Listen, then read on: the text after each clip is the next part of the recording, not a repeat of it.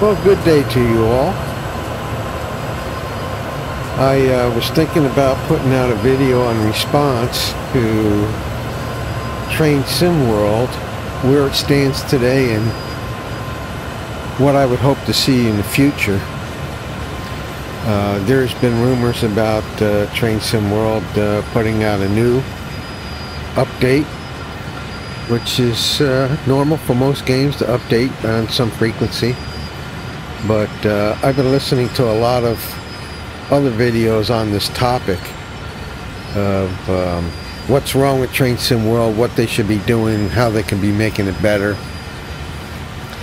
And there's some topics that everybody seems to be hitting all the time that I think are getting old and really doesn't get us anywhere. And some topics that are never talked about, and I want to talk about those. First of all, what are some of the topics that are getting old and I'm tired of hearing is the price. Yeah, anybody can get on YouTube and rant and rage about how the prices have gone up and how it's too expensive.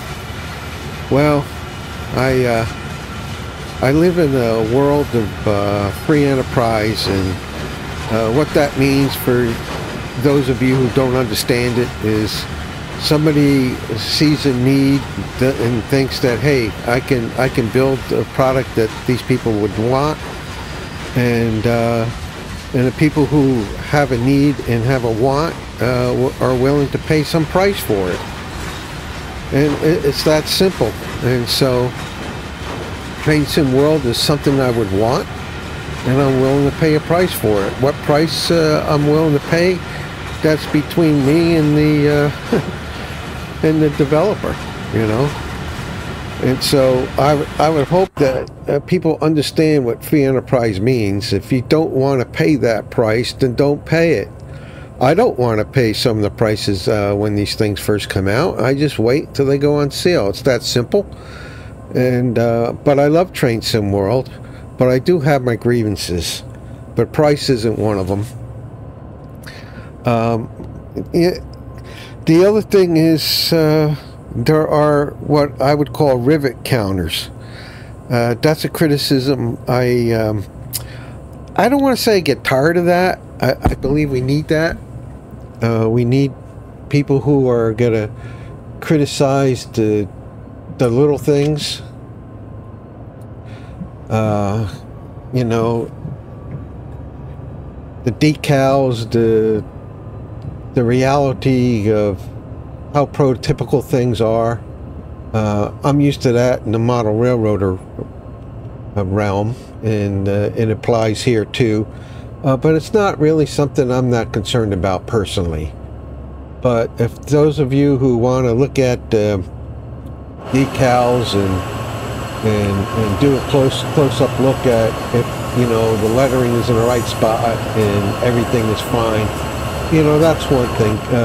There's a need for that, and I'm glad there's people out there doing it. But that doesn't get to the core. And I really like the video that Blue Games put out recently on Train Sim World 4, which is a rumor, and I don't know, maybe by the time you watch this video it'll be a done deal. But he had some very good comments about where we are in the state of Train Sim World now. But I want to add to those because one of the things that this doesn't seem to be talked about, that I harp on consistently, and every time I do, people say, well, you need to get Run 8.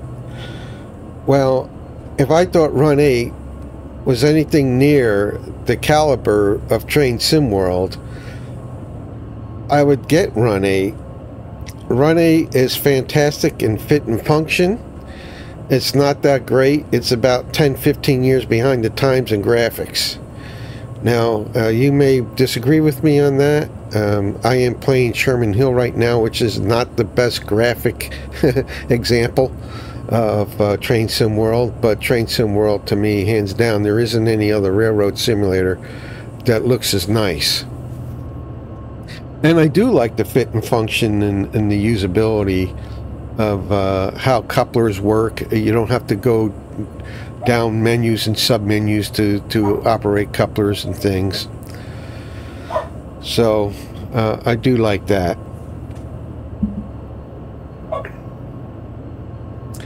So I do feel Train Sim World is hitting it right on the user interface.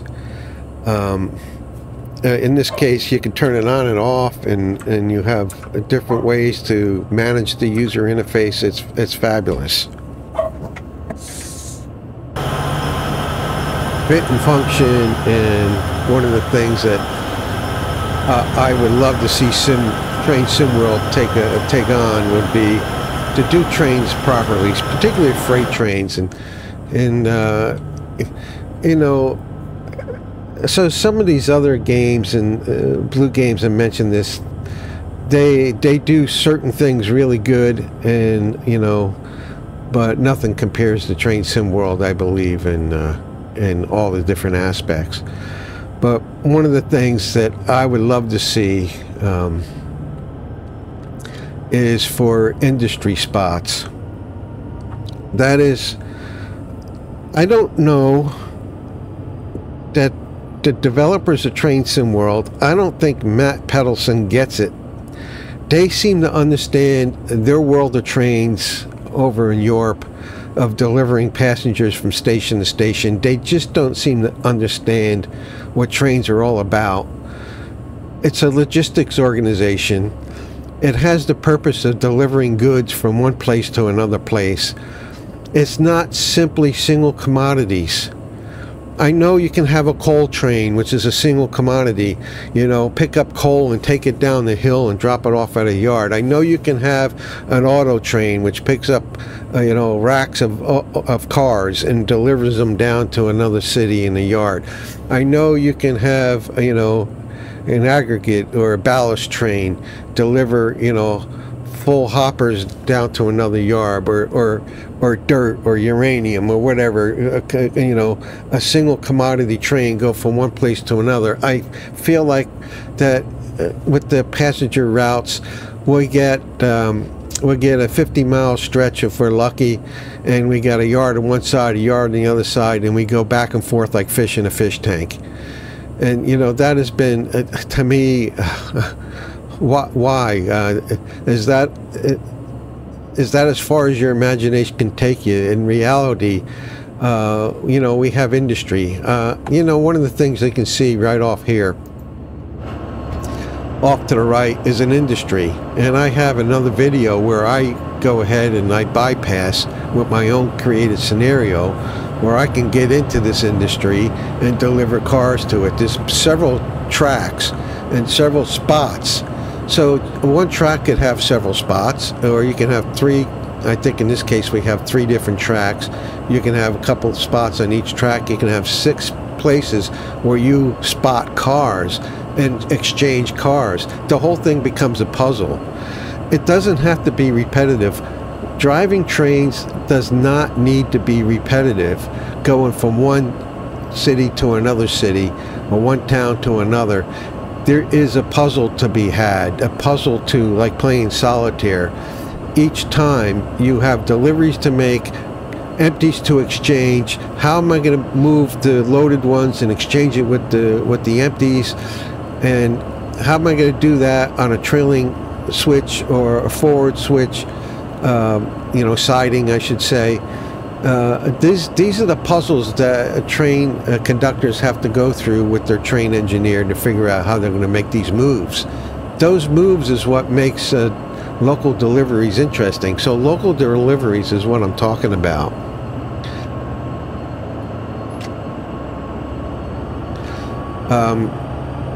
So certainly we have routes that I think, you know, Sand Patch Grade is this route where it has no local deliveries. And when we talk about switching, I think what goes in the brain of, you know, Dovetail Games is, oh, you want some freedom to shunt cars around in the yard. Well, yeah, of course, but there's got to be a reason to shunt cars around the yard, because you're lining up those cars for local industry spots. And then when you get a line of 6, 8, or dozen or 2 dozen cars all lined up for 2 dozen spots to be delivered along the route, then you got local deliveries. Then you have a reason for shunting in the yard, for switching.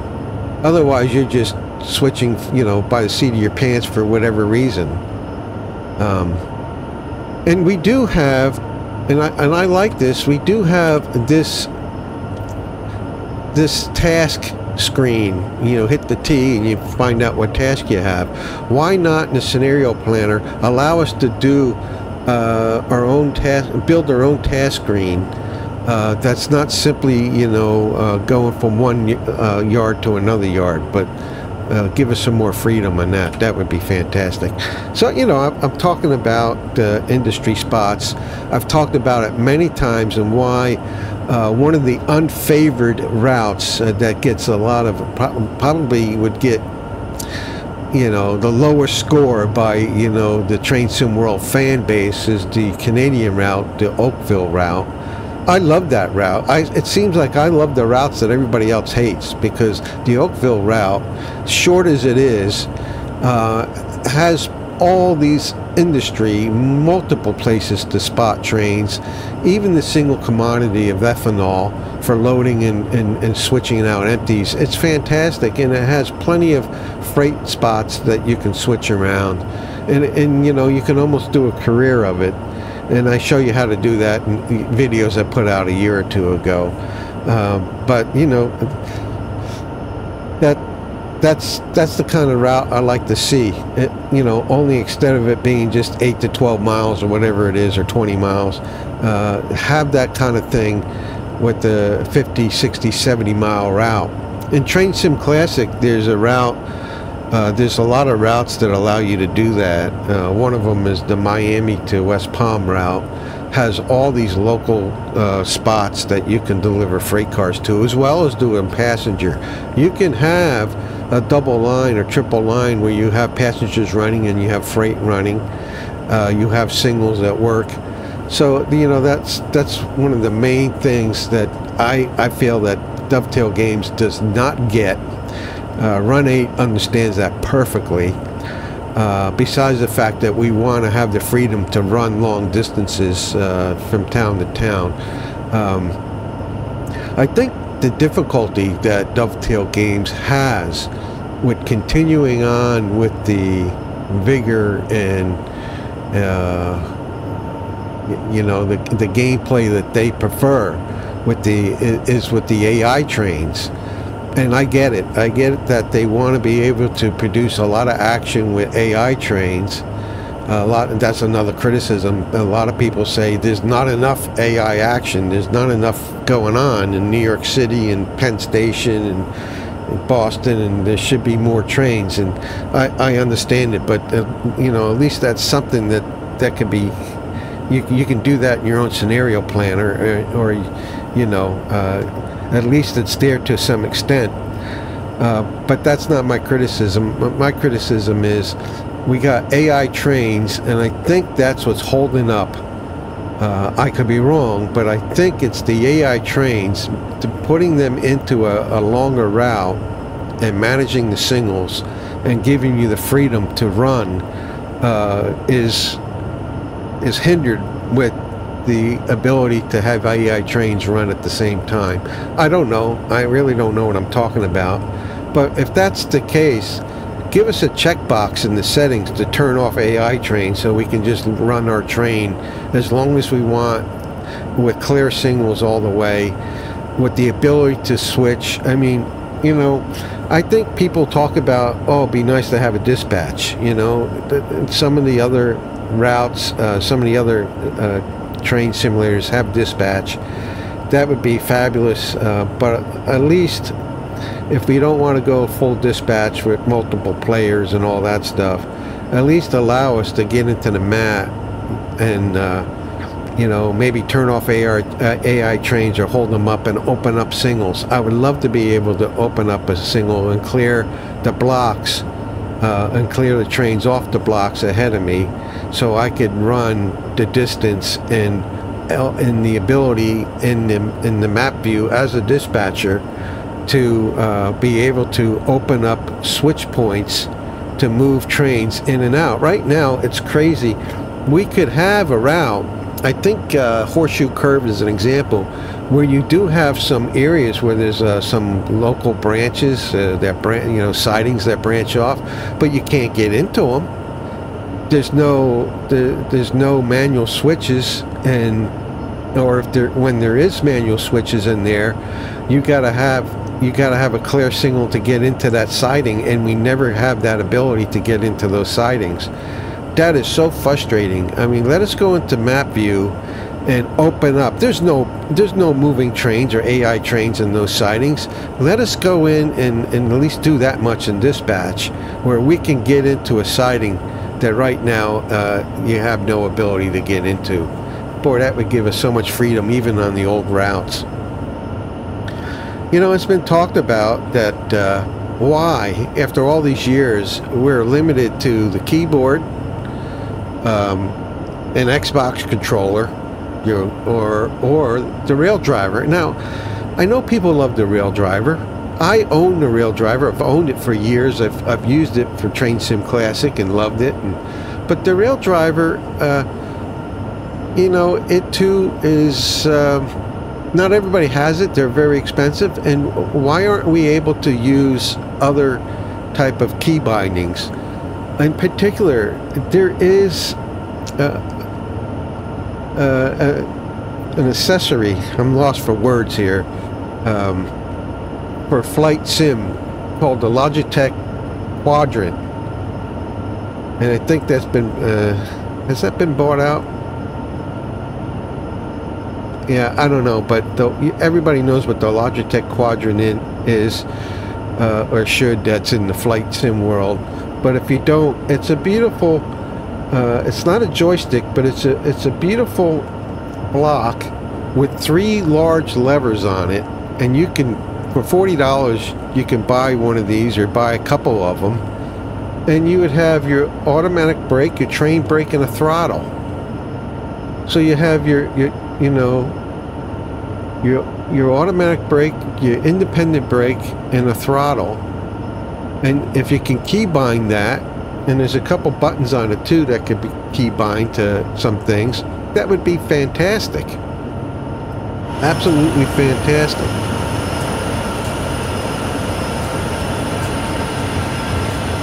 That's interesting. I can't go too far to the side.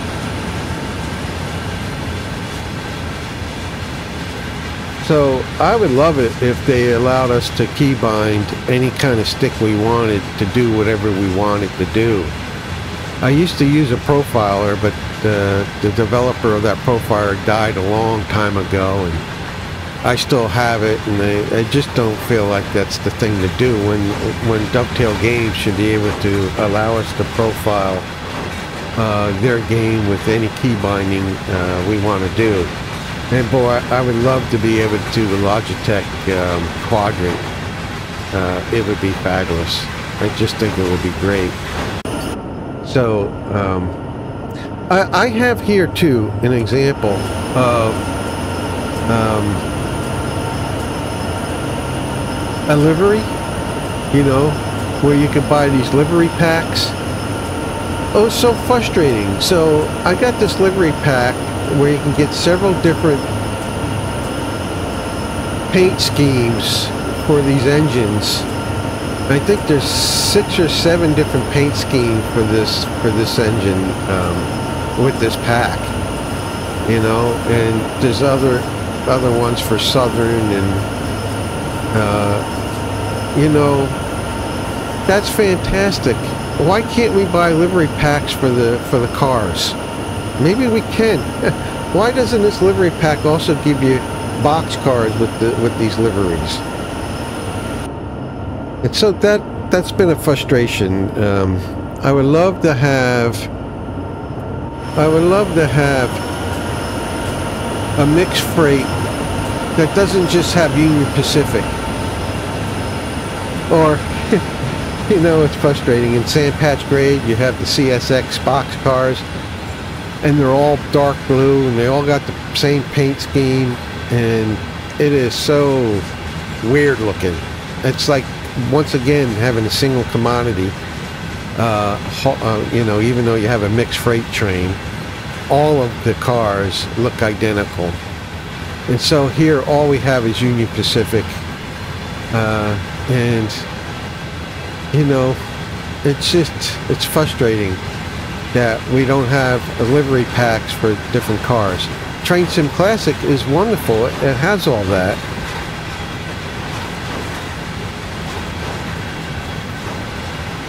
One of the things, and I think that I don't know what more to say about that. This is something I think people would buy. I certainly would buy it.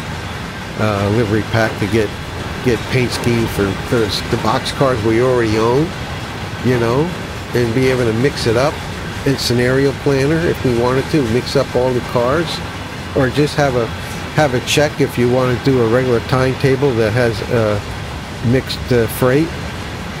You know, and you can check a box and it will mix different cars in it instead of all having the same road names. I don't know. I feel like these are simple things, very simple things. I mean, the Logitech Quadrant, maybe that's difficult, but to me that should be simple. Certainly the liveries for box cars should be a very simple thing.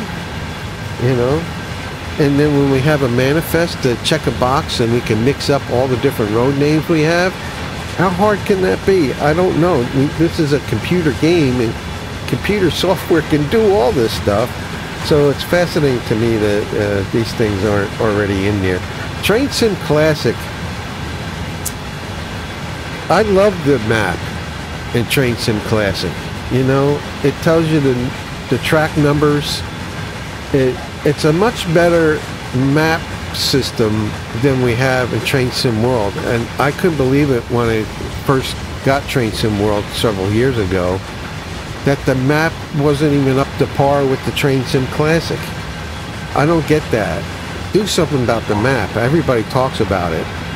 Everybody talks about it. So I'm looking forward to a new map, if at all possible, in some update. And then lastly, what I want to talk about is career mode, because it boggles my mind that every game, every simulator out there has career mode. Not Train Sim World, it doesn't. Oh, it has this journeys, and all journeys do is set you through a pattern of, you know, either one after another in series, or you can randomize it, I think, of all the scenarios. And here's what you do. When your locomotive is done doing its objectives, instead of going into the job complete screen, you get out and you go into the yard office. There you can bring up a menu for job complete, or you can bring up a menu. I mean, that menu could have a selection. Either you completed the job, which, you know, it automatically does now. 2, select a time differential where we jump, you know, 12 hours or, you know, to the next morning, or, you know, 4 hours, 8 hours, 12 hours, whatever you want to do, you jump. Or you can just say, jump me to the next morning at 6 in the morning, whatever. But you go in the yard office and you jump to the next day, or 12 hours. This is done in all the other simulators. You know? In European Truck Simulator, American Truck Simulator, you pull into the hotel or the rest area, and you select, an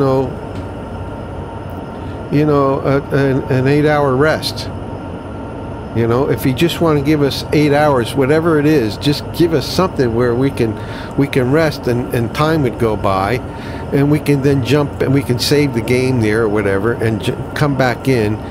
and continue our career by leaving the office afterwards and going back and continue our career doing whatever it is we're doing. Well, I did pick a very boring scenery pack to have this talk in.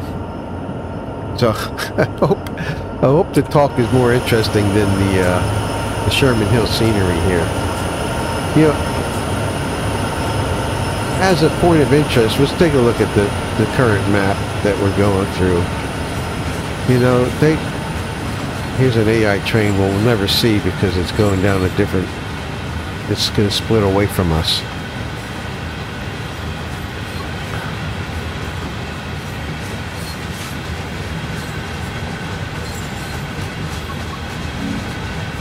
Anyway, I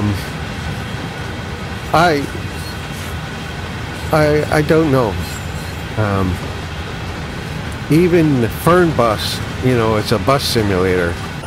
They came out with a, you know, you have to buy it. They came out with the football pack where you drive buses to different stadiums. But when you get there, you go into the office. You know, and once you're in the office, you time lapse to the next day, the next morning, or whatever. You may want to go fuel your bus and wash your bus or clean it up or repack it or something before you go in the office. But once you go in the office, you got that menu where you can save or you know, finish up your objective or time lapse to the next day. I mean, come on, let's do that and we can have a career. We got fuel stations in the yard, but we have no reason to use them, no reason to check our fuel and to fuel up our engine. You know, we can have an engine, I don't know, there's just so much that could be done with career mode, but it's not even a consideration, I don't think. You know, it's interesting to me, but those are some of my thoughts that can make Train Sim World better. I think of everything I mentioned. I hate to prioritize these because I like every one of them. You know, maybe I would put career mode, you know, the time-lapse yard office thing on top, because that would be a game changer for me. Certainly would like to be able to turn off the AI systems and be able to run the route and switch any point I needed to switch, so I can do whatever deliveries I can, you know, in the current routes that we have that have sidings. Like I said, Sand Patch Grade barely has any at all. You know, you run from one side of the fish tank to the other side of the fish tank and back again, you know. I put out an old-time milk run video some time back, because at least Sand Patch Grade does have train stations, freight stations along the route where the old-time trains would have to stop at each station and make deliveries at the station, even though there wasn't any sidings. But, you know, those are some of the top things I'm thinking about. You know, to quickly go through them. I love to see industry spots on more of those on routes where you can get off into sidings and spot trains at local industries. I love to be able to turn off the AI or be able to clear signals so I can go down and change points and get to any part of a route that exists. I love to be able to key bind my Logitech Quadrant so I can use those large levers for my brakes, you know, my automatic brake and my independent brake and my throttle. I love to have liveries for the box cars where I can mix and be able to mix up my box cars from different road names on, you know, on a manifest train. And I would love to have a map, the way Train Sim Classic style type of map, one that, you know, has numbers for each of the yard tracks and each of the sidings, so we know when we're building scenarios which tracks we want to come and go with and have the freedom to do it. Certainly everybody talks about having a better scenario planner, of course, which I'd say I'd love to have that, an improvement there. And, you know, maybe most of all, to be able to have a yard office we can go into that has time lapse where we can continue on as a career. And that's it, folks. And not much to look at on this particular scenery that I did, but hopefully that many of you have thoughts on this too. And because I do love Train Sim World, and it is my go-to train simulator. I still use Train Sim Classic, and strangely enough, Train Sim World 2 I still go to because it has the New York City, I think it's the Northeast Corridor, but for freight, you can move freight around in it, and the Hellgate's Bridge. So it's a little different segment than the one that the Northeast Corridor we have now in Train Sim World 3, which I do like. I like the Harlem line, the Long Island line, as well as the Penn Station to Trenton. I do enjoy all those, but those are, you know, pretty much passenger runs. So bye for now. Thanks for listening, and we'll catch you on the next run.